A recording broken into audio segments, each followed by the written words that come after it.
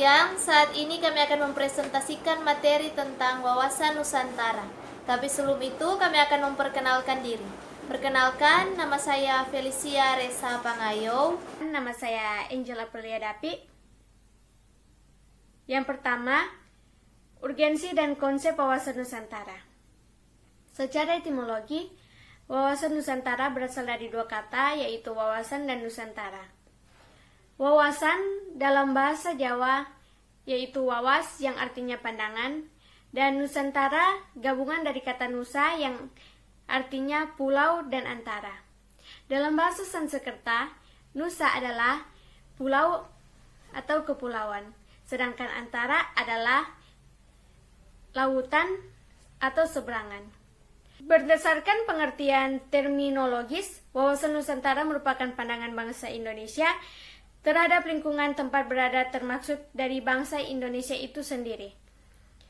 Hakikat atau esensi wawasan Nusantara adalah persatuan bangsa dan kesatuan wilayah. Nah, jadi wawasan Nusantara itu adalah bagaimana cara pandang kita melihat mengenai bangsa Indonesia dan sikap bangsa Indonesia mengenai jati diri bangsa dan lingkungan bangsa Indonesia yang beragam dan bernilai strategis dengan mengutamakan suatu persatuan dan kesatuan bangsa serta kesatuan wilayah dalam menyelenggarakan kehidupan yang bermasyarakat, berbangsa, dan bernegara guna untuk mencapai suatu tujuan nasional. Selanjutnya, mengapa wawasan Nusantara diperlukan? Karena yang pertama, fungsi wawasan Nusantara itu sebagai pedoman, motivasi dorongan dalam menentukan segala keputusan, tindakan, dan perbuatan bagi penyelenggaraan negara di pusat maupun di daerah. Wawasan Nusantara merupakan ajaran dasar nasional yang melandasi kebijakan dan strategi pembangunan nasional. Selanjutnya, tujuan wawasan Nusantara yaitu untuk mewujudkan nasionalisme yang tinggi dari segala aspek kehidupan rakyat Indonesia yang mengutamakan kepentingan nasional daripada kepentingan pribadi, kelompok, organisasi, atau suku bangsa dan daerah. Selanjutnya kita melihat sumber historis, sosiologis, dan politik wawasan Nusantara. Yang pertama itu historis dari wawasan Nusantara. Lahirnya konsepsi wawasan Nusantara bermula dari Perdana Menteri Insinyur H. Juanda Kartawijaya yang pada tanggal 13 Desember 1957 mengeluarkan deklarasi yang dikenal sebagai Deklarasi Juanda. Isi pokok deklarasi ini adalah bahwa lebar laut teritorial Indonesia 12 mil yang dihitung dari garis menghubungkan pulau terluar Indonesia. Dengan garis teritorial yang baru ini, wilayah Indonesia menjadi satu kesatuan wilayah. Konsepsi wawasan Nusantara semakin kuat setelah adanya keputusan politik negara, yakni dimasukkannya ke dalam pasal 25A Undang-Undang Dasar Negara Republik Indonesia 1945 yang menyatakan Negara Kesatuan Republik Indonesia adalah sebuah negara kepulauan yang terciri Nusantara dengan wilayah yang batas-batas dan hak-haknya ditetapkan dengan undang-undang. Menurut pasal tersebut, negara Indonesia dicirikan berdasarkan wilayahnya. Indonesia diakui dan diterima sebagai kelompok negara kepulauan, yaitu Indonesia. Selanjutnya, latar belakang sosiologis wawasan Nusantara. Berdasarkan sejarah, wawasan Nusantara bermula dari wawasan kewilayahan. Deklarasi Juanda 1957 sebagai perubahan atas Ordonansi 1939 berintikan mewujudkan wilayah Indonesia sebagai satu kesatuan wilayah dan tidak lagi terpisah-pisah. Sebagai konsepsi kewilayahan, bangsa Indonesia mengusahakan dan memandang wilayah sebagai satu kesatuan. Berdasarkan pada kondisi sosial budaya masyarakat Indonesia, wawasan Nusantara yang pada awalnya berpandangan akan kesatuan atau keutuhan wilayah diperluas lagi sebagai pandangan akan persatuan bangsa.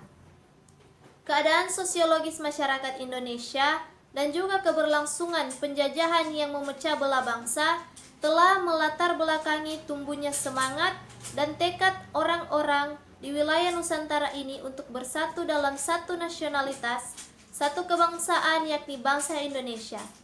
Semangat bersatu itu pada awalnya adalah bersatu dalam berjuang membebaskan diri dari penjajahan dan selanjutnya bersatu dalam wadah kebangsaan Indonesia. Yang ketiga, latar belakang politis wawasan Nusantara.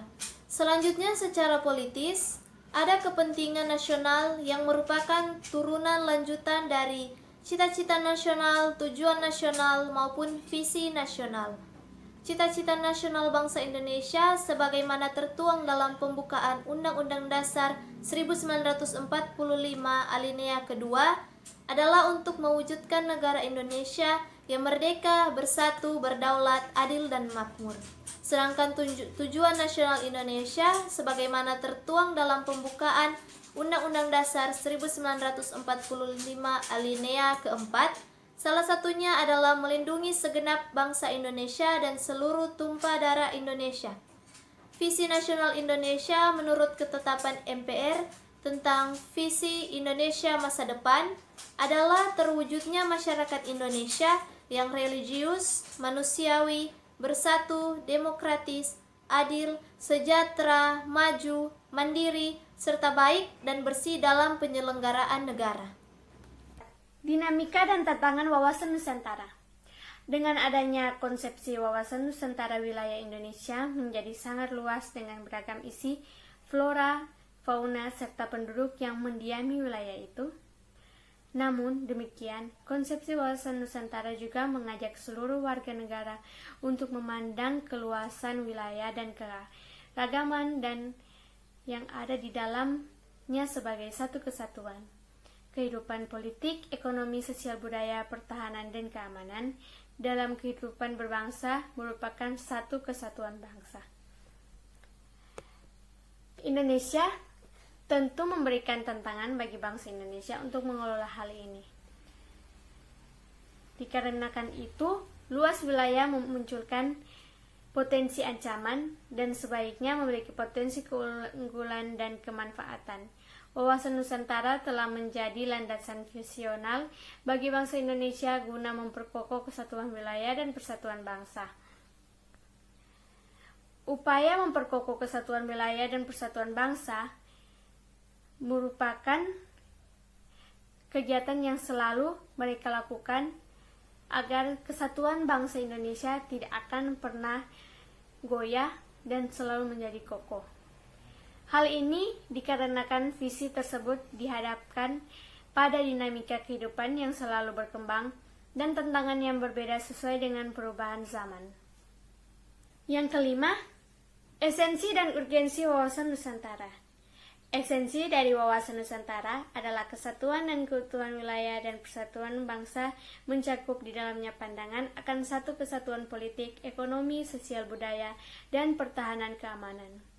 Wilayah Indonesia sebagai satu kesatuan memiliki keunikan antara lain, bercirikan negara kepulauan dengan jumlah 7.508 pulau, yang kedua terletak di antara dua benua dan dua samudra, yang ketiga berada pada iklim tropis dengan dua musim, yang keempat adalah kaya akan flora, fauna, dan sumber daya alam yang lainnya.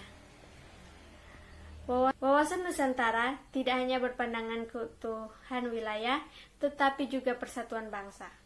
Bangsa Indonesia dikenal sebagai bangsa yang heterogen, ditandai dengan keanekaragaman suku, agama, ras, dan kebudayaan.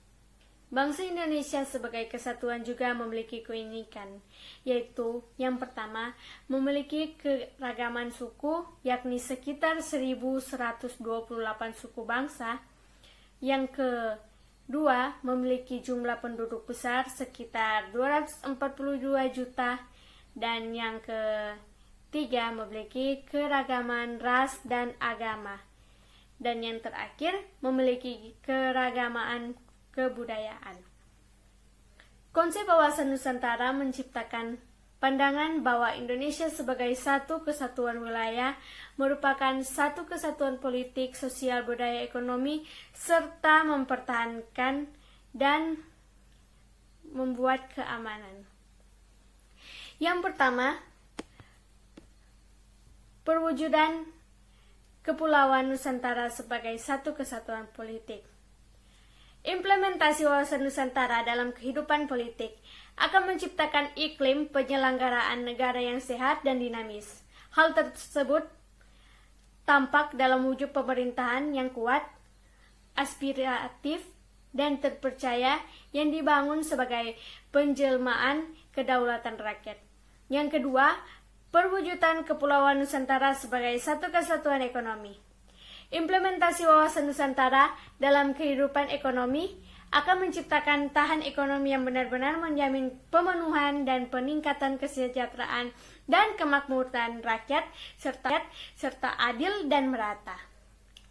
Nusantara pada aspek ekonomi mencerminkan tanggung jawab pengelolaan sumber daya alam dan memperhatikan kebutuhan masyarakat antara daerah secara timbal balik serta kelestarian sumber daya alam itu sendiri. Yang ketiga, perwujudan Kepulauan Nusantara sebagai satu kesatuan sosial budaya. Implementasinya wawasan Nusantara dalam kehidupan sosial budaya akan menciptakan sikap batiniah dan lahiriah yang mengakui segala bentuk perbedaan sebagai kenyataan hidup sekaligus karunia Tuhan. Implementasi ini juga akan menciptakan kehidupan masyarakat dan bangsa yang rukun dan bersatu tanpa membedakan suku, asal-usul daerah, agama, atau kepercayaan, serta golongan berdasarkan status sosialnya. Yang keempat, perwujudan Kepulauan Nusantara sebagai satu kesatuan pertahanan dan keamanan. Implementasi wawasan Nusantara dalam kehidupan pertahanan dan keamanan akan menumbuhkan kesadaran cinta tanah air dan bangsa yang lebih lanjut, akan membentuk sikap bela negara pada tiap warga negara Indonesia, kesadaran dan sikap cinta tanah air dan bangsa serta bela negara di negara ini menjadi modal utama yang menggerakkan partisipasi setiap warga negara Indonesia dalam menghadapi setiap bentuk ancaman. Terima kasih. Nah, kesimpulan yang didapat, wawasan Nusantara menjadikan kesatuan atau keutuhan wilayah dan persatuan bangsa. Selain itu, wawasan Nusantara menjadi pemersatu bangsa dalam beragam keanekaragaman sosial budaya yang ada di Indonesia. Demikian presentasi saat ini, kiranya materi ini, yaitu materi tentang wawasan Nusantara, bisa bermanfaat bagi kita semua.